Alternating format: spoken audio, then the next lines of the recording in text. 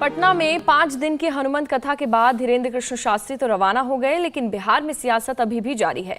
BJP ने शास्त्री के पोस्टरों पर कालिख पोतने वालों के खिलाफ एक्शन की मांग की है, तो आरजेडी ने बीजेपी को सलाह दे डाली है कि वो धीरेन्द्र कृष्ण शास्त्री को अपना सीएम उम्मीदवार घोषित कर दें।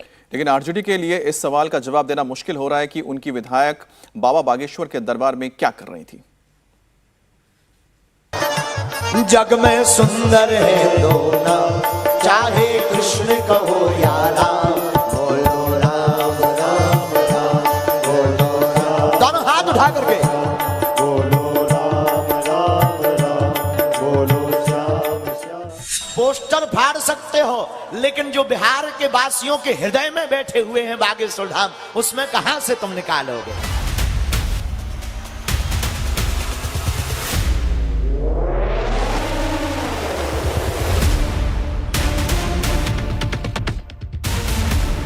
कि अगर हनुमान जी के हृदय में राम जी है, तो बिहार वासियों के हृदय में सनातन धर्म की ज्वाला भी भरी हुई है। तो ये देश चलेगा अपने नियम कानून से, ना कि बीजेपी आरएसएस या किसी और के नियम कानून से। अरे हिम्मत है और मर्द का बच्चा है तो दिन में कालिख लगाए ना, दिन में आकर के रोके कि मुख्यमंत्री का चेहरे बना दे। अगर इतना बाबा पर ही भरोसा है और उनको लगता है कि अगर वो जो कह रहे हैं वही संविधान हो जाएगा। 5 दिनों तक चलने वाली ये कथा और कथावाचक दोनों बिहार की सियासत में गहरी जड़ें जमा कर गए हैं।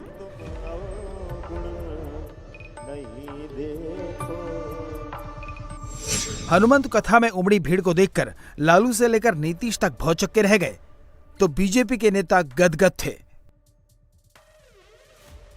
कथा के मंच पर नेता आए तो सियासत लाजमी थी। ऊपर से धीरेन्द्र कृष्ण शास्त्री ने हिंदू राष्ट्र का संकल्प दोहराया तो सियासत की धमनियों में विरोधियों का रक्त उबलने लगा। नतीजा ये हुआ कि 5वें और आखिरी दिन पटना के सड़कों पर लगे धीरेन्द्र कृष्ण शास्त्री के पोस्टर बैनरों पर कालिख पोती हुई नजर आई। लेकिन बागेश्वर सरकार भी वाकपटुता में नेताओं के गुरु निकले। पटना में पोस्टर पर कालिख पोती गई तो उसे पूरे बिहार की भावना से जोड़ दिया। एक बात बोले, अभी हम रास्ते में चले आ रहे थे, बोले गुरुजी आपके पोस्टर फाड़े जा रहे हैं, क्या कहोगे। हमने कहा सुना, पोस्टर फाड़ सकते हो, लेकिन जो बिहार के वासियों के हृदय में बैठे हुए हैं बागेश्वर धाम, उसमें कहां से तुम निकालोगे।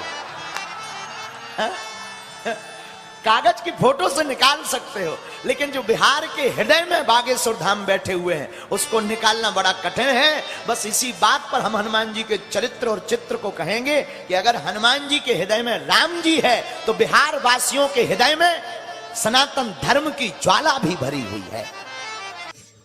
बाबा को कई तरह से घेरने की कोशिश हुई। भक्तों को पगला कहने पर ऐतराज उठने लगा तो बाबा ने ऐसी चतुराई दिखाई कि सियासत के बड़े बड़े चौधरी दांतों तले उंगली दबाने को मजबूर हो गए।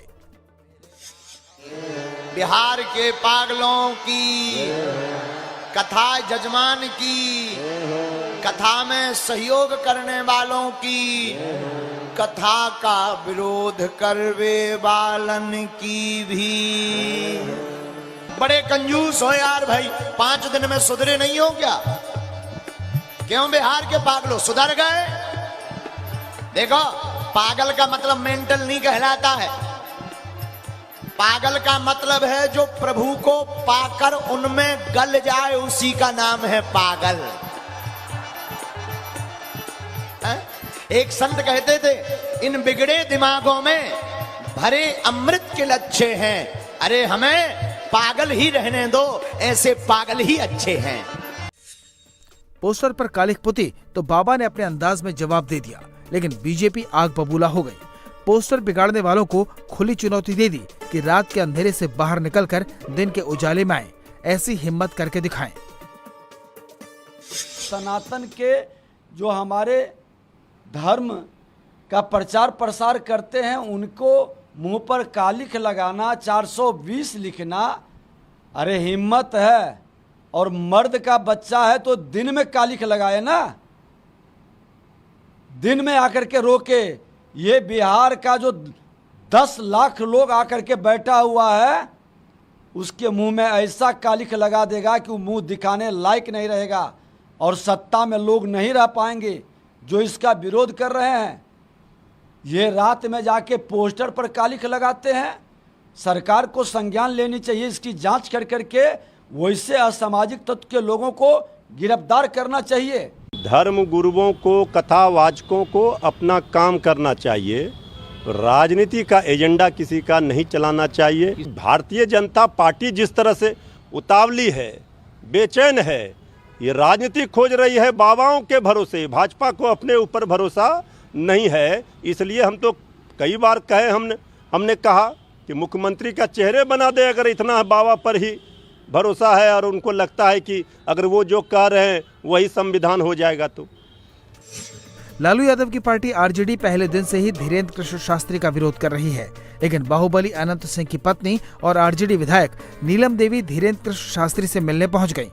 शास्त्री से उनके होटल में मिलने वालों में केंद्रीय मंत्री अश्विनी चौबे थे, भोजपुरी एक्ट्रेस अक्षरा सिंह थीं, लेकिन इन सब के साथ ही वहां पर मोकामा से आरजेडी के एमएलए नीलम देवी भी मौजूद थीं। फिर क्या था, बीजेपी ने नीलम देवी को लेकर आरजेडी और जेडीयू के नेताओं को घेर लिया। हिंदू राष्ट्र का मतलब क्या है? हिंदू राष्ट्र भारत में अब सेकुलरिज्म 76 के बाद लोग सेकुलरिज्म की चर्चा करते हैं।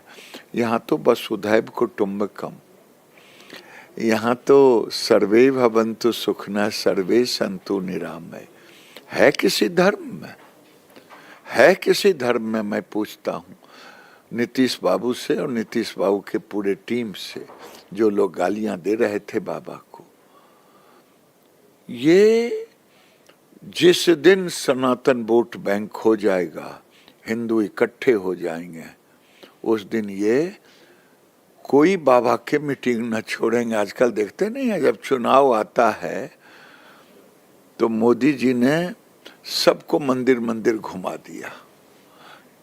आज आने वाले दिन में हिंदू भी इकट्ठे होंगे और ये बाबाओं के कार्यक्रम में भी जाएंगे।